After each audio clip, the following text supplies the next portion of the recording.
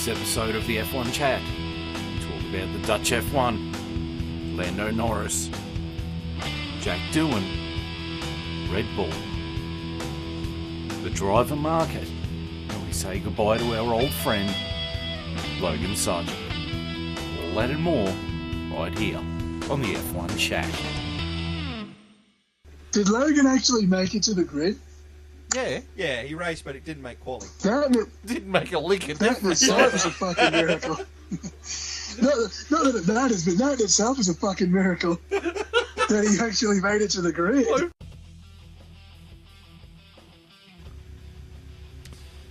Hello there in internet land. This is episode 17 of the 2024 season of the F1 Chat. I'm your host, Phil Lamington. Seated to my right is returning from illness, sickness, the COVID, the spicy cough. It's Longhorn. How are you, my friend? Much better. Spicy cough's gone. I'm like a new man. And Formula 1's back, so... And I didn't mute my phone. Rookie mistakes! We truly are back. We're truly back. And joining us via satellite at the end of the video scope, is JB. How you going, JB? So far, so good, boys. So far, so good. 2 days down, 5 more to go. Still good. Cool. Right, so we watched the Dutch F1 over the weekend. It had moments of being good, but it was a little bit boring in places. I gotta say. Yeah. Pretty epic Wow. P3. John's Epic like, P3. well, I disagree. Yeah. Well, I disagree. I think it was absolutely brilliant. Yeah, you But, take the you lead know- on this one, Johnny. I think you're going to Yep. have the best Yep. words to say Yep. for this race. I'm not saying it was a Well- bad race. No. I'm not Max saying... Verstappen got Max Verstappen by Lando fucking Norris. Like, if you had told me at any point that the McLaren would be that fucking dominant at any track, that was insane. Like, Lando just, as soon as he took the lead on lap 18, he just fucking kept it and ran with it, and It was, unreal. It was pretty epic. Absolutely phenomenal that car's got that much performance. Yeah, it was kind of a shame we didn't get to see it from Piastri as much this weekend as much as we did with Lando. Well, but- that brings a point for me, which was I was surprised that Charles Leclerc got on the podium. Oh, me too. I thought Oscar would get him. Because, I for mean, sure. that Ferrari, like, the Zandvoort track is... It's kind of like Hungary. It's a burst track. And I thought Piastri would have just run circles around him, but he held him off and got on the podium, you know, so... What do you guys think of Zandvoort as a track? I like it. I love it. I think it's a great track. Yeah, I do too. I love the banking corners. It's just something different that we don't get in any And other tracks. it gives it its own personality, Exactly, yeah. which, because it's an Those old... banked corners with that gyro cam that they've got Yeah, is fucking amazing. that Yeah. was cool. That looks sick. They stole that off MotoGP, but it looks amazing. And the thing is, compared to the Tilkedrome ones, like Zandvoort is a classic track. Yeah, they've probably made a couple of tweaks here and there to update it. But it still is a classic track, like a Monza, like a Spa, like Brazil, you know. It's got its own character. It's got character to it. You know? Yeah.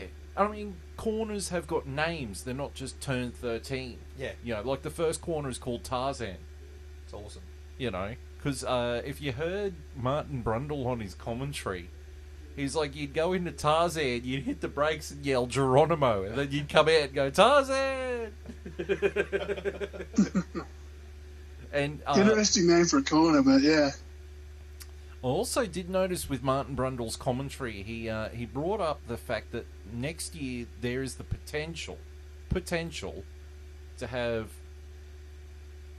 2 Australians and a Kiwi on the grid, or possibly, if Danny Rick can find a seat, there could be 3 Aussies and a Kiwi on the seat on the Pretty epic, eh? which means that a 5th of the grid is taken By the Anzacs. by the Anzacs. How good's that?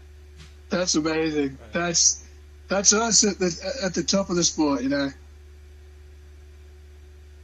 So yeah, it's looking up for us, you know.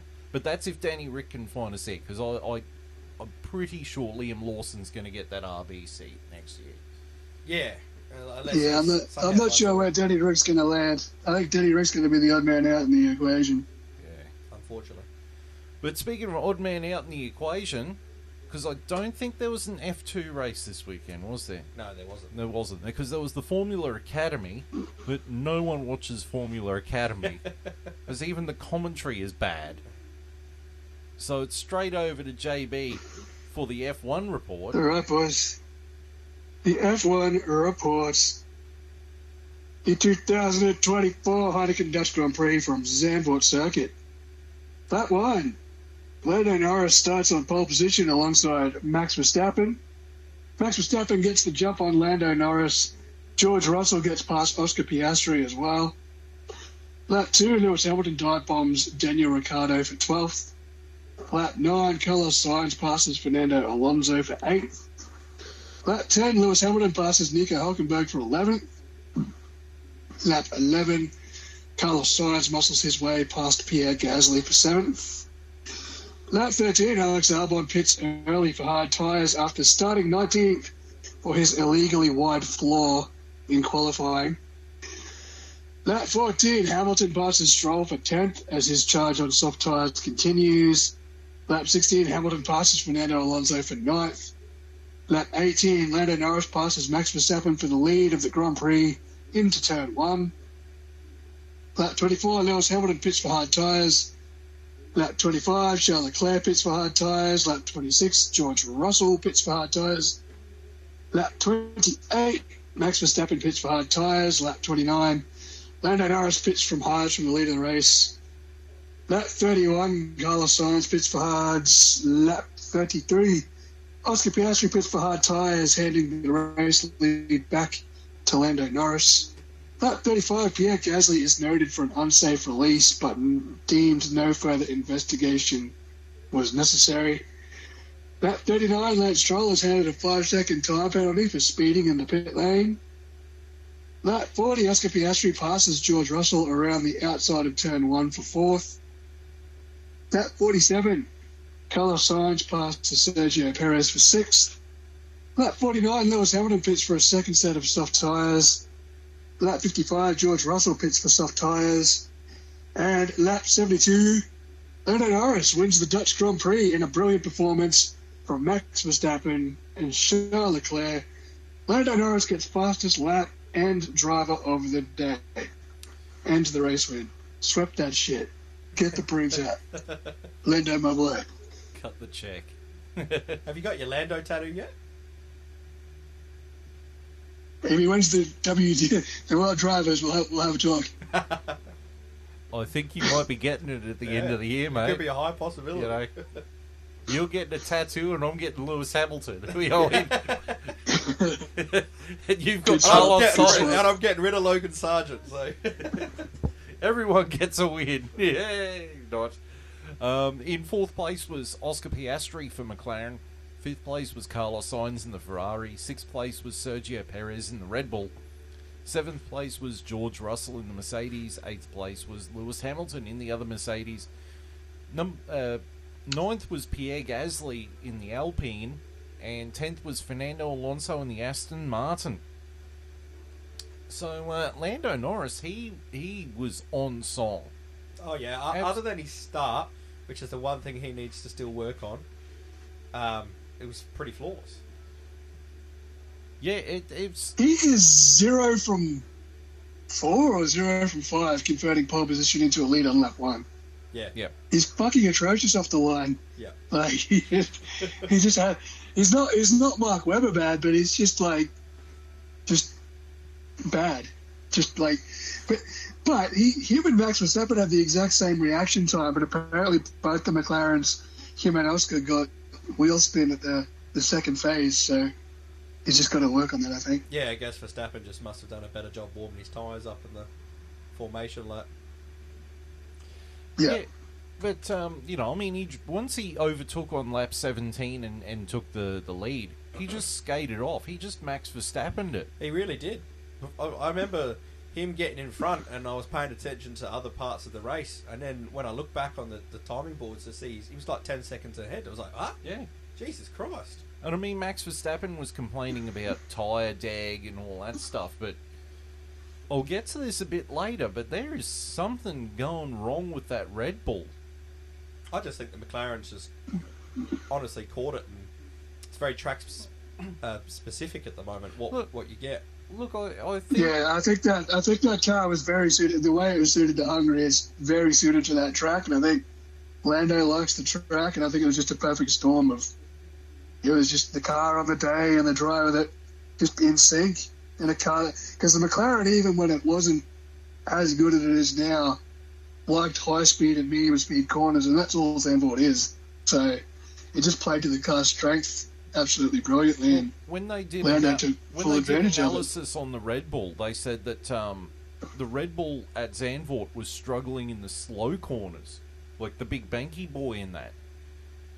So there's onboard of Max Verstappen trying to turn that car in, and it looks like a three-wheeled shopping trolley. Yeah. Like it was atrocious. It was understeering as all Christ. Yeah, he was complaining about that a fair bit. Yeah. But we'll get back to his car in a bit. But Lando Norris, he had a great weekend and thoroughly deserved all the biscuits at the end of it. So moving to the next is the key drivers. I have a nice little list of key drivers. We haven't done the key drivers for about a month now, so... So, Max Verstappen, I did put him as a key driver. I mean, he came second. He did drive pretty well, despite the fact that he seems like he's fighting the car now. Yeah, it definitely feels like the performance they're getting is more Max Verstappen in the car at the moment. And it kind of makes you start thinking that maybe Sergio Perez isn't as bad as, like, he's just not syncing up with a car that's not syncing up with its drivers. Yeah. I mean, the car's definitely not the World Championship by far winning car that it had been the last few years. It's been caught, but I still believe Perez could be doing better with that car. He still seems to be one of the lower runners out of the top 4 constructors every week. And when Max Verstappen is going to be top 2 every week, unfortunately, you're going to get compared to that, and you need to do a bit better. Yeah. Yeah, absolutely. Especially when you're in a constructors championship battle like they are, and they need every point they can get. My next key driver was Charles Leclerc. I mean, he held off Oscar Piastri. Surprised he did, to be honest. In what you could definitely term is an underpowered Ferrari. But this was what I was thinking while I was actually watching the race, is that how Formula One now seems to be less a who's got the better power unit formula, and more who's got the better aero package formula. I mean, we've run the same engines or the same power units for the last 3 years now, with that, and they've got to run them again next year. How a car that this year is a crap box, next year could be a title contender. It shows you why the value for Adrian Newey is so high. Yeah, but I mean, McLaren doesn't have Adrian Newey. No. But what I'm saying is like, you can see why the figures that some of these manufacturers are looking to offer to get Adrian Newey, who we consider the GOAT of this, is so high. They're talking hundreds of millions of dollars. Yeah.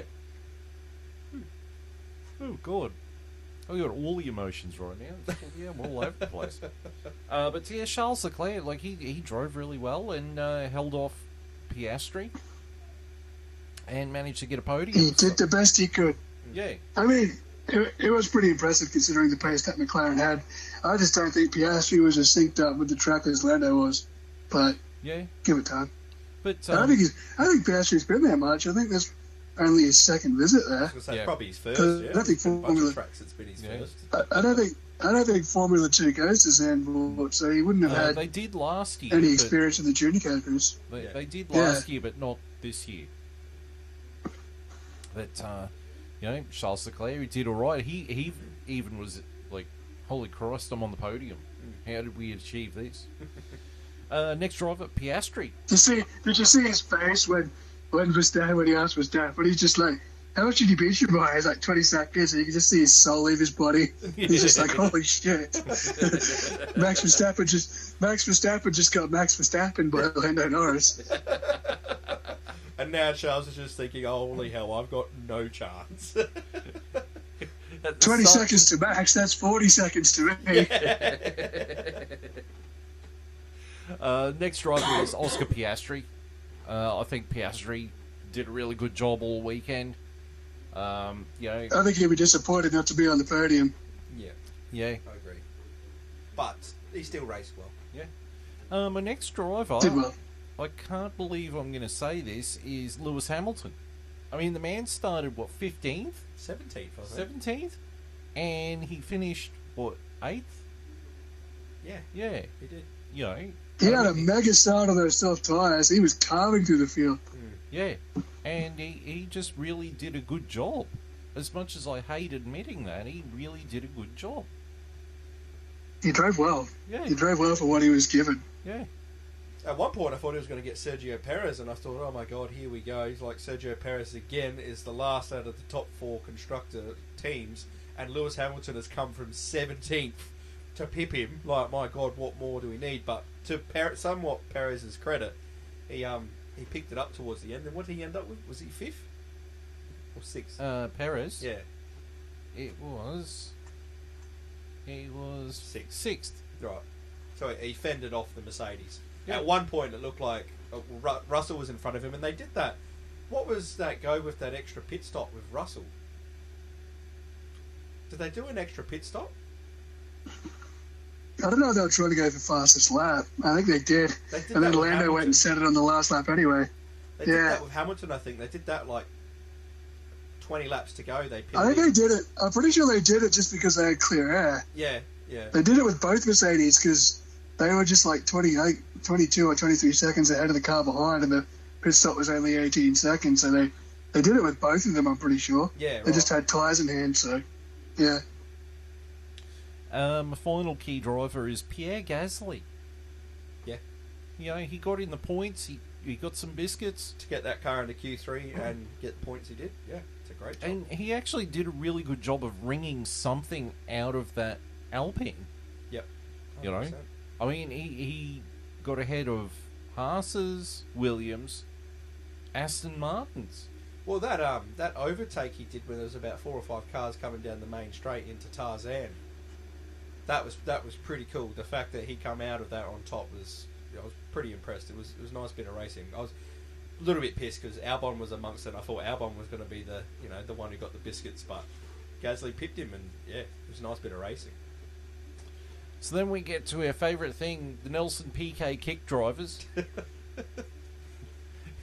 You love that photo, don't you? It's a crack up. My first PK kick driver is George Russell. And you probably go, why George Russell? And probably say, no, he doesn't deserve it. And that,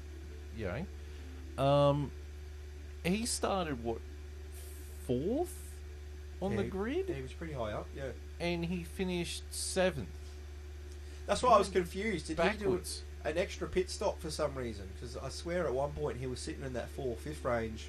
This is when I thought Perez was going to get caught by Hamilton, and then they seemed to have pitted him, and then he dropped back behind Perez, and then they must have pitted him again to get the fastest lap or something. They thought he wasn't going to catch Perez, or I don't know. I kind of missed that part, and I was like, how did Russell get behind Perez? What happened there? But yeah, I don't know what happened, but he just wasn't in it. No. All race, he just wasn't there. So that's him. And the next one was Sergio Perez. Originally, I had him on my key drivers because I thought he did okay, but then you started talking about it. I was just like, no, he really did do shit this weekend. Let's put him back where he belongs. Yeah, if your teammate is at least on the podium, every race. Yeah, but I mean, even for this race, if your teammate's on the podium, you should be somewhere a little bit closer to the podium. Yeah, he should be beating one of the Ferraris, that's for sure. Yeah. The only thing he's beating is between his legs. Well, he should be fighting for top 4 every week. Let's be real. He should be fighting for top 4. Are we still in agreement that Red Bull... We might think McLaren's pipped Red Bull, but do we still think the Red Bull's at least the number 2 best car on the grid at the moment? Oh, yeah. Yeah, but Mercedes is closing that gap too. I agree, but... I was starting to get worried that JB had lost audio or something. We haven't heard from him for like 5 minutes. It's just you and I talking, and he's just sitting there going... Yeah. We've had him covered up on our screen with some PK kicks. A PK kick. But the thing is because the Mercedes is catching that car, they can afford to have... they can afford to finish lower and not get criticised. But Perez has been in a car that's been the best car for so long, and he's putting these performances for so long. That's why he deserves the criticism he's getting, because this is not a car chasing the top pack. This is the car being chased. And he's being beaten every week by these cars that are chasing him. And it's getting to a point where it's like... He should be top 4. Yeah, it's going to cost him... He should be top 4. He's on the podium. He should be... Or top 5. Like, he wasn't... Yeah. Was he even top 5 this race? No, he finished 6. Yeah, that's a foul. Yeah. That's a foul. The worst thing is, like, you've got... The McLaren is the better car at the moment. You've got a Ferrari that's underpowered. And you've got a Mercedes that's aerodynamically... lacking. Yeah. Let's call a spade there. It's aerodynamically lacking. And then Sergio Perez squeaks one ahead of the Mercedes, but still gets beaten by both the Ferraris. And that's the thing, like, and this is probably considered an alright weekend for Perez, but Red Bull needs better. Red Bull needs Perez in the fight. He needs to be fighting Piastri. He should have been fighting Leclerc for that podium in the perfect world, but he should at least be fighting Piastri for that 4th position, not well beaten by Piastri, beaten by Sainz, probably lucky to not be beaten by Hamilton if Hamilton didn't have all them... he had a poor qualifying, but it also didn't have that... he also had that penalty too. Yeah, that penalty for impeding... Was it Perez? Perez, yeah. So, pretty lucky, and then it come around to help him, but, it's very fair to say that out of the top 4 teams, Perez is the 8th driver, which is bottom. So you just gave me Ultron vibes from Age of Ultron. It's like people create what they fear. Adults create little adults. Children, I forget what they're called. By the way, that movie is fucking boring too. Just saying. I watched it on the weekend. It's fucking boring. My next key PK kick driver was Kevin Magnussen. Like, he was all over the shop, and then going into Tarzan, he was ahead, and then coming out of Tarzan, he's been passed by 4 other cars. And you got Albon on the blower going, that was dangerous what he did. Yeah. And even Martin Brundle's like, I don't know what the hell he's talking about. Yeah. I think there was another moment in the race where Albon went, it might have been before they took him on the straight. It might have been before they all got him on the straight. I think Albon went to overtake him into a corner or something, and Magnussen it looked like he brake checked him. I don't think he meant to, but he just slowed down way slower than you'd expect someone to in the corner. So I think that was a bit of old radio that come out after that moment on the grid, on the main straight. So it was a bit confusing, because even I was going like, come on Albon, I love you. What are you complaining about? It's literally just racing, Yeah. But it's racing. Yeah. It's one of those things where they've cut a piece of radio from a different part of the moment in the race, and played it at a different moment to confused everyone. Yeah, they've put the 5-minute delay on it. Yeah. In case Max Verstappen mode is engaged, where it's all beeps. The Yuki Tsunoda tantrum fucking button. We don't hear much of him anymore, do we? No, well... Because he swears too much.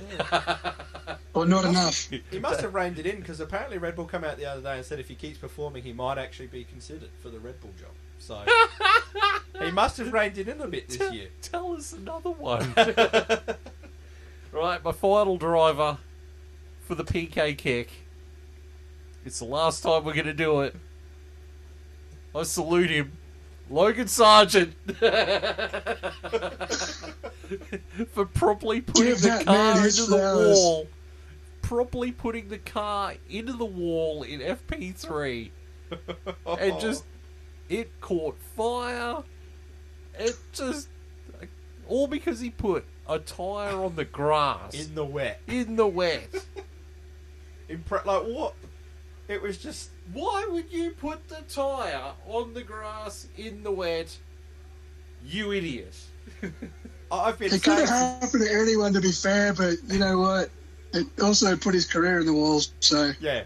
kudos to him. What a way to go out. I will His say... final picture in Formula One is him jumping out of a burning Williams. I will say this, because I watched the highlights of it. And the narrator talking over it, and he's like, oh, Sargeant's put a wheel on the grass and have a heavy shunt into the wall.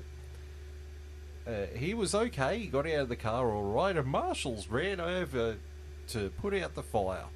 The footage they showed was one marshal stumbling over the barrier, face planting, then gets up and he's sitting there doing what looks like a Lando Norris with the champagne bottle on the podium, thumping on the ground to get the damn thing to work, and then briskly trundles on over and puts the fire of the Williams out. And the narrator's like, marshals have put the fire out. There's one friggin' marshal. And meanwhile, the And next... he really didn't Who get that. clearly has been drinking with Kimi Räikkönen. Well, he wasn't expecting anyone to go on the wall in the wet and bloody free practice 3, was he? He wasn't expecting the car James to be on Bridges fire. started, he's 6 beers deep, he's waiting for qualifying. He's just like, fuck yeah. Nothing can possibly go wrong. He was around there partaking in the 420, as they do in the Netherlands. Well, it is the Netherlands. And then he's like, oh, crumbs, I've got to go do work. That's what was missing from the clip. Drops his fucking pizza box and his strudel and ambles over the wall. That was what was missing from the clip, was that sound effect of as he's trundling over to put the fire out. Oh, Jesus Christ. And then it just cuts to the Williams pit garage, pit crew, and it's just a bloke with a cigarette just taking a massive puff. And they're just throwing it in the floor and walking off. Like, they're all just looking at each other going, well, we knew. Sometimes it may be good and sometimes it may be shit. Not with Logan Sargeant, it's just shit all the time. Did Logan actually make it to the grid? Yeah. Yeah, he raced, but it didn't make quality. Didn't make a lick of That in itself is a fucking miracle. Not that it matters, but that in itself is a fucking miracle. That he actually made it to the grid. You can't see it, but I just broke Longhorn. I've broken him again.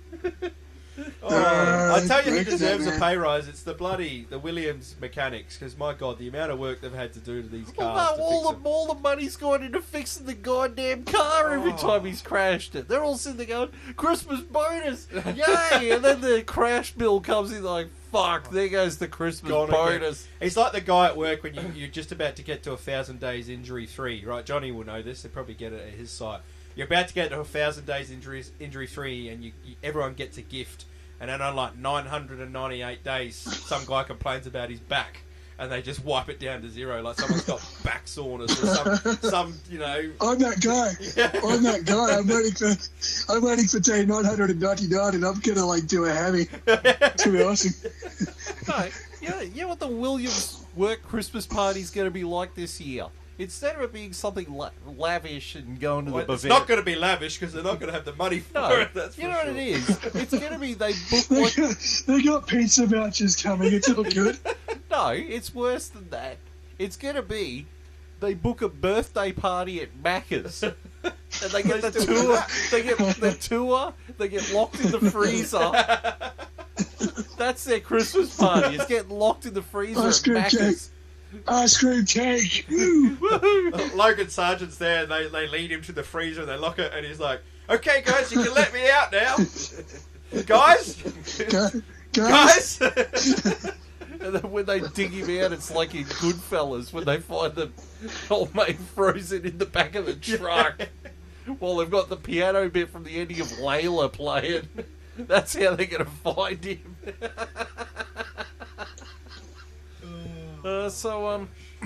For his graceful dismount, He's got to take it. and his graceful dismount from F1, I'm giving it to Logan Sargeant. See you in Suzuki, Absolutely. boys. See ya in Suzuki, boys. The successor to King Latifi, R.I.P. King. We've killed him again. Yeah, Oh, We've broken him what a down. horrible few years I've had to endure on this podcast with you guys being a Williams fan. You know what's even worse though? The last time Williams won, it was Pastor Maldonado. The Latifi The other before guys. Latifi. The Sergeant before Sergeant. We just always seem to have a seat for a window licker. I mean, we had Stroll for God's sake. You did. Window You did licker. have Stroll. Yeah, the inbred. Oh, Jesus. Right. So we're going to move on to the news. First news item is Jack Doohin has signed with Alpine for 2025. Well done, young fella. Woo! Another Aussie on the grid. How good's that? Yeah, but it's in an Alpine. I know, it's not going to do much. But look, if there's a time to get in a rookie like Jack Doohin, now's the time when your car's not that good. Just Yeah, don't. when they've got a new team principal for now. Yeah, for now, yeah. Get your foot in the door. Yeah. Get your bum in the seat. Get your foot in the door. Get your ass to Mars. Yeah, all that bizzo. But it's Alpine. It's Jack Doohin. Another Aussie on the grid. Good on him, though. Yeah. He beat out Mick Schumacher for the seat. So Which I'm surprised with, to be honest, but I feel like Alpine didn't want to make the same mistake they did for Piastri. Not saying that Doohin has that potential, but they really fumbled their last academy driver really, really badly. And I just don't. I feel like they didn't want to do that again. well, they wanted him to actually sign a contract. Yeah, that's what, for sure. I'm Not pretty just sure a paper napkin with sign here, please. Define fumbling it though, because it worked out pretty fucking well for us. Oh no, I'm saying Alpine fumbled it, not Piastri or McLaren. Yeah, I Worked know. out right for I know. McLaren. They picked the fumbled up and ran it back for a 99-yard touchdown. That's what happened on that We one. fucking did. Yeah. No, we absolutely did. But See, No. the thing is, if Piastri had stayed at if he had gone with Alpine instead of McLaren, he wouldn't have a race win. He'd be sitting there going, which fucking team boss do we have this week? What engine are we running this week? he's probably so glad it happened the way it did. Like, imagine if they didn't fumble it and they, signed him up like it should have, and he was in that shit show like it is now. He's just sitting there going, thank you, Otmar Zafnauer. Thank you for gross incompetence on a metric scale. You bloody legend. So, yeah, Jack Doohin. To be fair though, that Alpine is getting incrementally better. Well, I think it might now, as long as they keep some stability to the team. Maybe if they keep the principal longer than... Well, they're starting to bag some top tens. Like they were far and away the worst car on the grid at the start of the year, but they're starting to get some points now. So And Ocon's not crashing into his teammate. That's always a plus. And he's gone next year. Yeah, so they things are. are looking up, Milhouse. Yeah, I mean, Haas is fucked, but still. Oh, that's going to be a fucking Oh, a ride, that one, Jesus. isn't it? It's amazing how Williams now, for next year, has got two decent drivers, and Ocon has gone to Haas. I think Haas is... None of us are Haas fans, so no one here is going to be a punching bag for next year. Oh, I mean, how much market equity does Haas bring to Formula One? Well, clearly... More than Andretti, as apparently. we broke down in the Dummies Guide last week. I tell you who they don't bring much market equity to. Urukali. Did we... Oh, Is that a news item? I forgot to put that in the news items, but we've got one more news item first, and then we'll talk about Ural Kali. Thank Righto. you for bringing that forward. So the next news item is Logan Sargeant has been dropped from Williams and replaced by Franco Colapinto. Yes! Brody they here, finally ran out of patience with him. that clapping sound, that was actually Longhorn having a fap over the microphone. He just nutted. He Calling is so for this happy. for so long, and about time. You know what's going to be funny, though? If Colapinto just puts Crashes it into oh, the wall. if that happens, I'll just... I don't know what I'd do. You just take all your Williams You won't stuff. see me on the podcast for the rest of the You just take year. all your Williams stuff into the backyard, burn it. And just be like, fuck you, I'm going to support Haas now, you Or bastard. see you in 2025. Give me Carlos Sainz and Alex Albon. I'm done. I can't do it anymore. So, yeah, the Sargeant, Logan Sargeant, he's gone. He is gone. Look, I will say this, okay. Yes, he's been a punching bag all year, and yes, he's put the car in. He hasn't met a wall on a track that he hasn't made his car make love to. But when Alex Albon crashed his car in Australia, and they didn't have any parts, and they had to rebuild the car, they took Sargent's car and gave it to Albon, and he took it like a champion. But why didn't they have any parts? Because Sargeant had done so much crashing in the past, they ran out. And finally, when the one good driver had one moment that's okay, because these things happen, we didn't have the parts anymore, because we'd been using him to fix Sargent's car for so long. But yes, I will give him the credit. License on Microsoft Excel. I will give him credit. He stepped down at a time, and we gave him credit at that time as well. But every other crash took all that credit away. Yeah. I just ever since then, blank slated the entire fucking thing. It just got ridiculous. Like, what happened to F1 being ruthless? Like, do you remember Nick De Vries? No, I don't either, because we cut him after 6 races because he just wasn't quite cutting it. But somehow Logan Sargeant's been in F1 for 2 years. Well, 1.5. He wasn't there as long as King Latifi, R.I.P. King. Latifi got 2 whole years. Yeah, Latifi also had the best final crash in Formula 1 history. Thank you to him. Yeah, at least like Logan Sargeant. Also resulted in a burning Williams. I wouldn't be as mad at Logan Sargeant, I should say. I need to get that in because we won't be talking about it much more. I wouldn't be so mad if he maybe crashed into civilians, some other cars that, like if he took out all the Red Bulls, all the McLarens, all the Ferrari. Like if he did a Valtteri Bottas in Hungary that year, I'd be like, cool, keep him around. This is cool. This is creating. Make it look like an accident. Yeah, but he's crashing in free practice. And not taking anyone out of the process. Like obliterating the car in free practice. Mick Schumacher did that in quali in Jeddah, and he got hung over the frickin' bridge by Gunther Steiner for it. And Logan Sargeant's doing it every 4 weeks. And anyway, he's gone. He's gone. He's gone.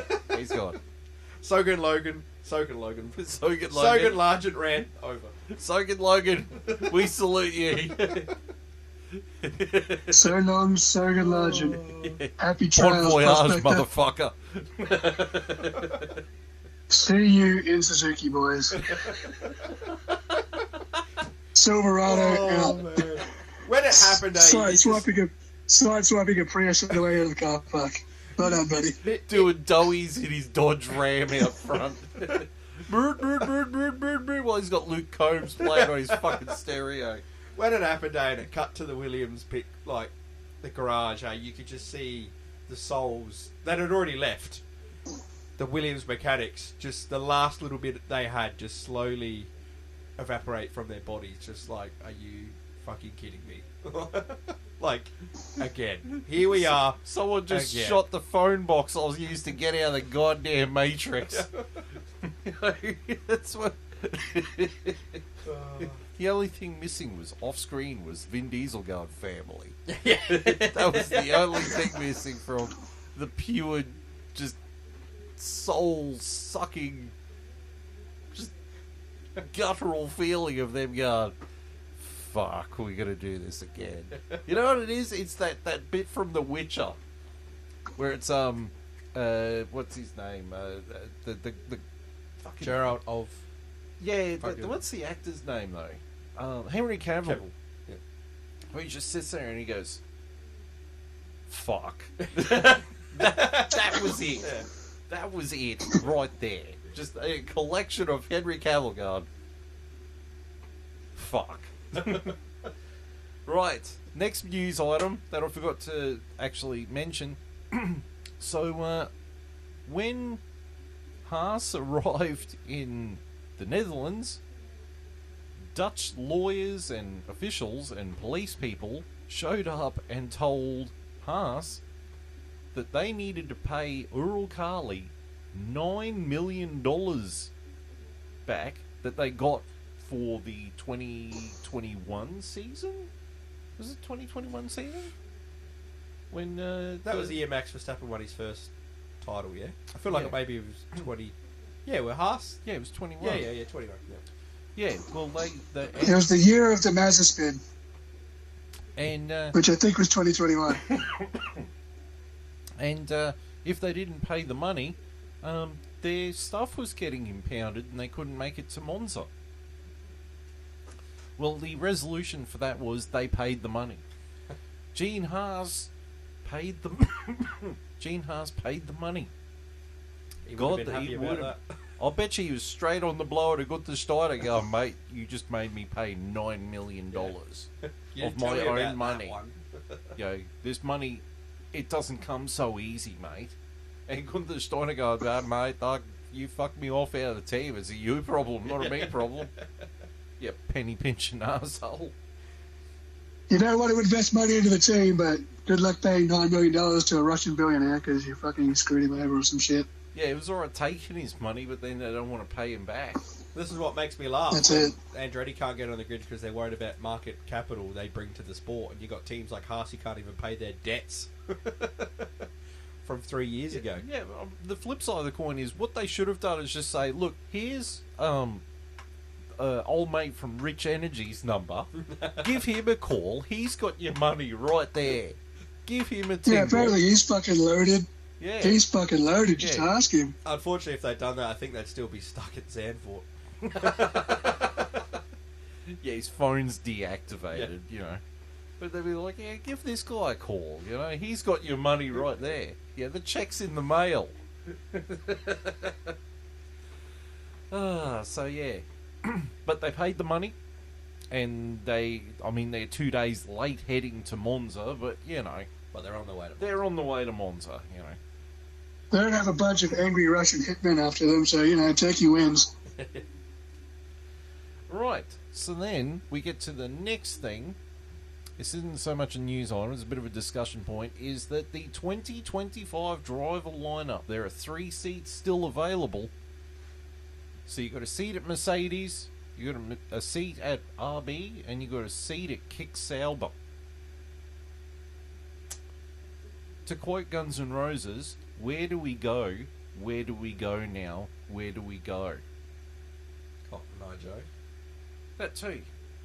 So everyone's saying that Kimi Antonelli's got the Mercedes seat. Yep. I think that's probably going to be the one. I think it's too soon. I agree. I know Oliver Behrman got the seat at Haas, but there's a big difference between Haas and Ferrari. And I mean, he jumped into that Formula One car and filled in for Carlos Sainz back in Jeddah. And he did a really good job. I mean, he held off Lewis Hamilton and it was Lando Norris, wasn't it? Norris and Hamilton. Pretty sure. Definitely, yeah. So, if any, you know, he did hold his own, and I think that was a good performance to at least get him a nod for a Formula One seat. But we haven't seen Kimi Antonelli do anything really, really outstanding in F2. No. I mean, he's won one feature race, one sprint race. Yeah. To be fair, we haven't seen Oliver Behrman do anything outstanding in Formula 2 since he drove the F1 car. He hasn't, no. No. He's like 13th in the standings. Yeah. Behrman's got more points than Sargeant. That's true. Yeah. He's got more points, yeah. He's got more points than Albon. Hey. You can say Sargeant. Whoa. Sounds like an attack over there. Albon in the fire. Yeah, I'm just saying. No. You know. His performance in the Ferrari was pretty spectacular, but at the same time, it's not like he's ever since that he hasn't lit F2 up. So it is a bit of a. I always ask the question. Toto Wolff sold on him. Apparently, there's a rumor that Toto Wolff actually let slip that it is going to be Kimi Antonelli. Yeah. But I've heard that. Toto's absolutely sold on the kid. So no pressure, but yeah. Well, I wouldn't want to mess that up. apparently Williams was very, very keen to get Antonelli in for Logan Sargeant for the rest of the year on a loan deal. But Mercedes wanted to keep him F2 and keep him. They have a schedule. He's apparently doing some free practice at Monza, Kimi Antonelli. Yeah, he's doing FP1 at Monza. Yeah, he's doing FP1. So apparently Mercedes said no because they wanted to stick to the plans they've got for him for the rest of the year, and they wanted to see him out in F2. And seemingly, I'm assuming it's because they want to bring him into F1 next year, so they want to keep him on their schedule, pushing him into F1 that they must have planned. But it would have been, I feel like that would have been an alright move, throwing him in for us for the rest of the year, because we've got Carlos Sainz next year anyway. So why not give him some F1 experience and see what he can do? But because I think they want him to get experience in a good car. Yeah, shots fired. John's like, that's cold. That's I'm cold. 200 kilometers away, Phil. I can't save you now. I'm going to recreate the PK kick in here in a minute. I won't stop you because I can't stop you. Yeah, thanks, John. Thanks for protecting me, mate. I'll send you a fucking Christmas card this year too, mate. Really? Go ahead. No. Go ahead. Make my day. God, don't start quoting Clint Eastwood. I've seen bits of Heartbreak Ridge, mate. I can, yeah. That's right. So we're pretty sure it's Kimi Antonelli on Mercedes. I still think it's a little bit too soon, but chuck him in the deep end, sink or swim. Yep. The RB seat is pretty well going to be Liam Lawson. I think so, yeah. So, yeah. Which then leaves Kick Sauber. 3 contenders for that seat. Contender number 1 is current driver Valtteri Bottas. Now, the previous regime at the team, aka Andreas Seidel and Oliver Hoffman, because I kept saying it was Matt Hoffman. Matt Hoffman was the fucking BMX rider guy. Oliver Hoffman, they were not big fans of Valtteri Bottas, and they really wanted Carlos Sainz. And then Matteo Binotto and Jonathan Wheatley have come in, and they are kind of high on Valtteri Bottas. So Valtteri might be getting a stay of execution and might be re-signing with Kick Sauber. He's a good driver, Valtteri Bottas. I'd be ashamed to not see I don't him. see any reason to get rid of Valtteri, to be honest. And I mean, he's our 5th Aussie if you think about it, so Yeah. that's literally a quarter of the grid. He's actually packed up and moved here to Australia. Yeah, that's what I mean. He's as Aussie as it gets. He's adopted by us now, so Yeah. that would be a quarter of the grid being Australians. Aussies. Oh, Anzacs. Yeah, Yeah. be pretty cool. The next person who is getting a look in with that seat is Danny Ricciardo. Quick kick Sauber. Yeah. Oh wow, I haven't heard that one. Interesting. It's interesting. Do you think he's got any shot at taking Perez's seat? No. No, you reckon Perez is going to see it out? Apparently, I heard a rumor that they were ready to get. You know that footage where they you see Ricciardo talking to Christian Horner and he runs off and gets in the. I don't know if you've seen it. He's all giddy and smiling and runs off and gets in the helicopter for some promotion thing or whatever.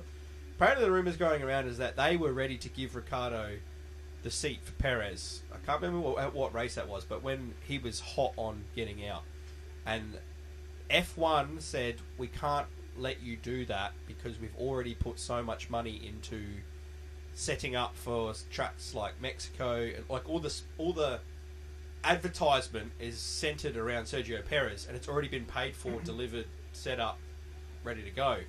So they basically, F1 kind of said to Red Bull, we can't really let you do that because, like, we can't let you do it now because we need Sergio Perez. I would have thought that Telcel, which is the Mexican telecom company, I would have thought they would have said, if you ditch him, we're going to pull our funding. It probably would have been that too. For sure. Yeah. For sure. But I mean, I'm sure Telstra's got some money they could scrounge up to. Yeah, to, we should you make know. a petition for Telstra to back Yeah. Danny Rick into Yeah, into or the Red Bull. Optus. Yeah. Yeah. You dum-dums. Dodo. Optus is Daniel Ricciardo's actual sponsor, so they probably could. There you go. There you go. Let's make a push. But then your reception will drop out after about 10 minutes. So it's all good. Yeah, true. Yeah, but you know, I mean, with Telstra, And your data will get stolen.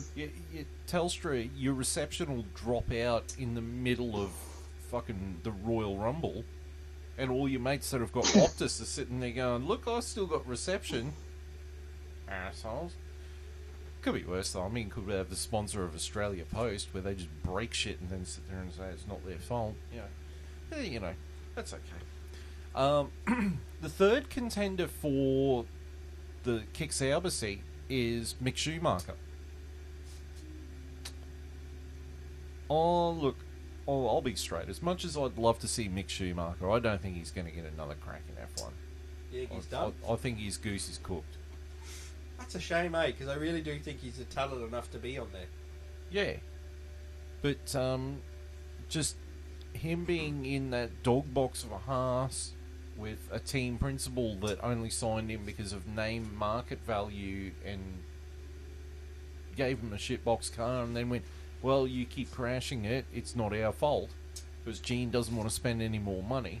Do you think Schumacher would have a bigger chance if they didn't have Hulkenberg, being that Schumacher's German, Audi, the name? Oh, yeah. You know, if they didn't have Hulkenberg, do you think Schumacher would be in? I reckon he'd be in for one of those seats. Yeah. If they didn't sign Hulkenberg, it would have been Mick Schumacher. Yeah. Easily. Yeah. Easily. But They can't have two German drivers, only one. they want a German driver and a race winner. So I think that's Schumacher's goose is cooked. Well, that leaves, Ricciardo or Bottas. Pastor Maldonado. Pastor Maldonado is a race winner. Get him in there. I don't know. I mean, what if Logan Sargeant went on the Amazing Race and won that? Yeah, maybe. You never know. Yeah, good luck. He'd be running down a pathway and just trip over and crash into a wall. He crashed the plane on the way to the next country. Oh, Jesus. Just see this hire car rolling down the cliff. Yeah. And then some With the top, fire marshal with the top tier stumbles theme in the over a background. fence so go and put out the car. Tonight, Do you know what I did on first first gear. I think people have noticed that the new intro I've been doing is sort of a parody type of thing of Top Gear too. Yeah, it's good. I Yeah. like what you've been doing. I like enjoy what the you did new on intro, it's last- very good. I like what you did on the last podcast. Oh, the Dummy's Guide. Yeah. Oh, Yeah. cool. Thank you. I didn't do an intro on that one. No, but you went back to the retro and then the Formula One. Yeah. Yeah. Yeah, I'll do that It's for good. special It's things. good. Yeah, I enjoy that. I enjoy that one. So who do you think's going to get the Kick Sauber seat? I think they just stay with Bottas. What about you, Johnny? yeah, I don't see any reason to ditch Bottas at this stage. Yeah, I think Bottas has got it as well. Now, we spoke about this earlier, but I want to pose a question about what the fuck is going on with that Red Bull car. So, here's a big question. Has anyone noticed that the drivability of the Red Bull car has gone down the last couple of months since Newey announced he was leaving? Since he can't touch the car anymore. Yeah. Yeah. Yes, I think the timing was very convenient because, ever since that announcement, it's starting to understeer, it's starting to do this, it's starting to do that. The upgrades Apparently they, haven't had worked. apparently they had an asymmetrical braking system that got banned by the FIA, but actually wasn't helping Max. It was to help turn in some corners, but actually made the car worse. So, Yeah, but that got banned back in Miami. yeah. But Yeah. apparently since then, Yeah. yeah. But, Yeah, it's very easy to draw a conclusion that car has gone off the rails on the crazy train since Newey has said, I'm leaving the team. It's almost like the people that have taken over, that they're like, oh, they can still design a car, rah, rah, rah, rah, don't quite understand the car that they've designed. Yeah, it's almost like the pure genius that is Adrian Newey. He's the only one who understands it to the full capacity and where to go next. Yeah. And like you said, they've got people that would be working with him thinking, oh, surely they can just continue on from here, and they've got no idea really where to go from there. And speaking of Adrian Newey, it looks like the top contender now is Aston Martin. It's like they're really trying to headhunt.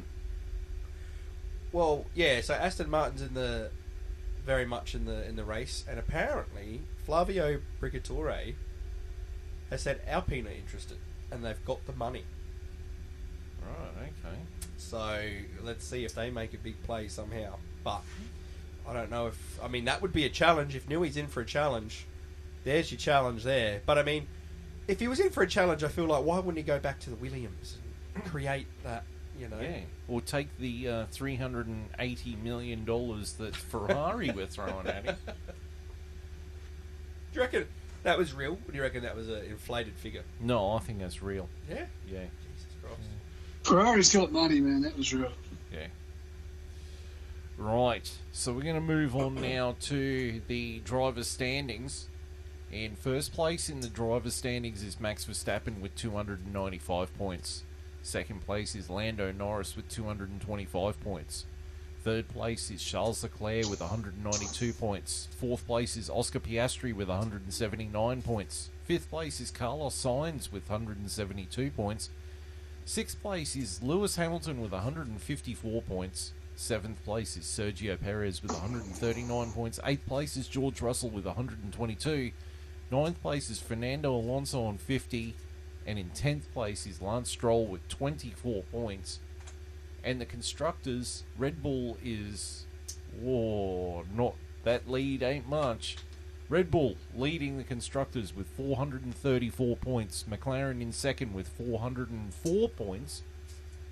Third place is Ferrari with 370 points. Fourth place is Mercedes with 276 points. Fifth place is Aston Martin with 74 points. Sixth place is RB with 34 points. Seventh place is Haas with 27 points. Eighth place is Alpine with 13 points. Ninth place is Williams with 4 points. And in 10th place is Kick Sauber with nothing.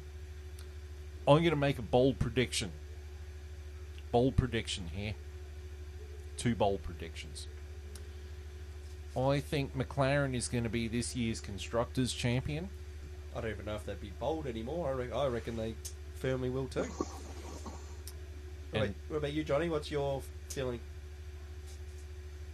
Yeah, I think we're in the running now because Sergio Perez can't pull his finger out, and someone did the maths for Lando Norris to be world champion this year.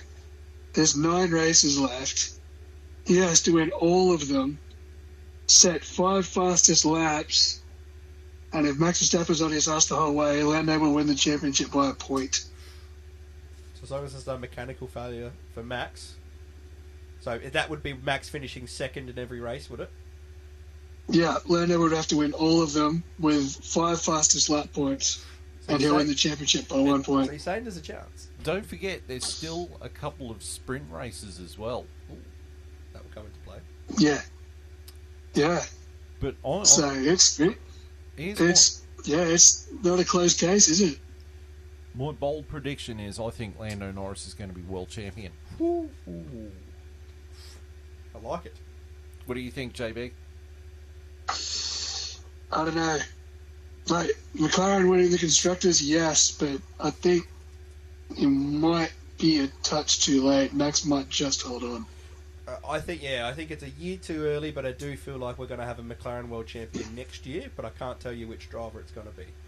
I thought you wanted Lewis Hamilton to be world champion next year. Oh, sorry, yeah, I mean for 2026, because Lewis Hamilton's winning his 8th at Ferrari next year, and the poster's going right there on the wall. nice and Oh, big, right yeah. next to Right the next to the Michael. Right next to the Michael. We're going to hang it over the Michael Schumacher That's one. it. It'll be Actually, bigger and slightly over. there's a hook above the Michael. That's it. one. It's going to drop over the That's where it's Michael. going. Because he's been eclipsed now. The by goat true is greatness. going to be That is taking Lewis over Hamilton. The Michael. the goat. Yeah. No, he won't. Right. All right. So we got. Let's wrap this bad boy up. I got to catch some Z's, gentlemen. Well, we got to do the socials. So we've got Yes. this is on YouTube on the F1 chat on the Vindicator 18 channel, along with our sister podcast Stop the Damn Match. So we'll put that in there, gentle plug. This is also on the F1 chat -1 dedicated channel on YouTube. We're also on Facebook where you can interact with us on the F1 chat. Just please no bots. You can all just fuck right off. You can interact with us on X. It's the F1 Chat 1. Don't forget the 1. We are on Rumble as the F1 Chat, and we are on Spotify as the F1 Chat. We're going to be back again next week because we've got... Oh, it's my favourite part of the F1 calendar. We're back, baby. We're at Monza, the Cathedral Hell yeah. of Speed. The Tifosi are going to be out in force. We're going to see what Ferrari can do. We're going to see some great racing, some spectacular shit, which means this is probably going to be the most boring race all year. Because I've talked about We're going it. to see another McLaren one, too. Let's do it. Yeah, it's wishful thinking, mate. We're not going to see Logan Sargeant crash into the wall in free practice, so I'm looking forward to this one. Might see he's Colin All of, Pinto do it, though. no. All of North America's hopes land on Lance Stroll, the inbred, the window licker himself. It's all on him. So we're going to be back next week with our thing for Monza. So thank you, JB, for tuning in via satellite. Thank you, Brody. Welcome back to the Cathedral of Talking Shit. And from behalf of JB, Longhorn, and myself, thank you for tuning in. We'll see you next week. Until then, it is goodbye.